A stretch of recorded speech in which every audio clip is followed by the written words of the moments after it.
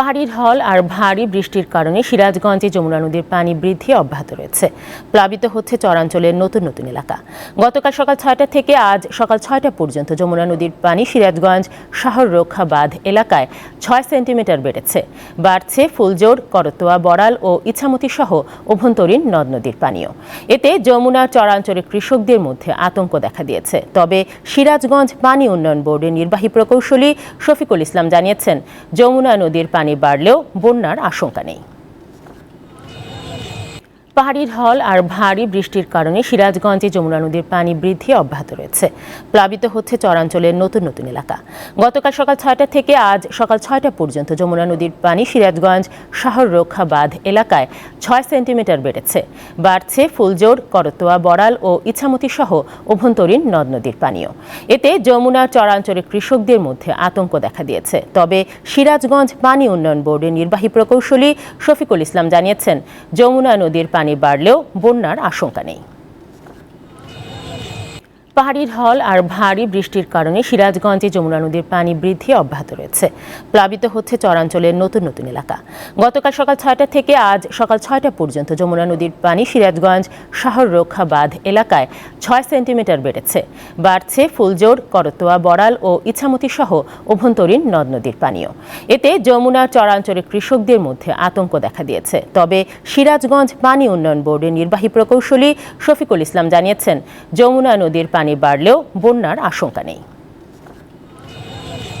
পাহাড়ি ঢল আর ভারী বৃষ্টির কারণে সিরাজগঞ্জে যমুনা নদীর পানি বৃদ্ধি অব্যাহত রয়েছে।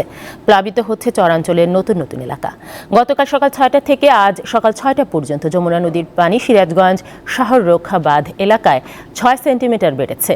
বাড়ছে ফুলজোর, করতোয়া, বড়াল ও ইছামতি সহ অভ্যন্তরীণ নদ নদীর পানিও। এতে যমুনা চরাঞ্চলের কৃষকদের মধ্যে আতঙ্ক দেখা দিয়েছে। তবে সিরাজগঞ্জ পানি উন্নয়ন বোর্ডের নির্বাহী প্রকৌশলী শফিকুল ইসলাম জানিয়েছেন, যমুনা নদীর পানি বাড়লেও বন্যার আশঙ্কা নেই। পাহাড়ি ঢল আর ভারী বৃষ্টির কারণে সিরাজগঞ্জে যমুনা নদীর পানি বৃদ্ধি অব্যাহত রয়েছে। প্লাবিত হচ্ছে চরাঞ্চলের নতুন নতুন এলাকা। গতকাল সকাল ৬টা থেকে আজ সকাল ৬টা পর্যন্ত যমুনা নদীর পানি সিরাজগঞ্জ শহর রক্ষা বাঁধ এলাকায় ৬ সেন্টিমিটার বেড়েছে। বাড়ছে ফুলজোর, করতোয়া, বড়াল ও ইছামতি সহ অভ্যন্তরীণ নদ নদীর পানিও।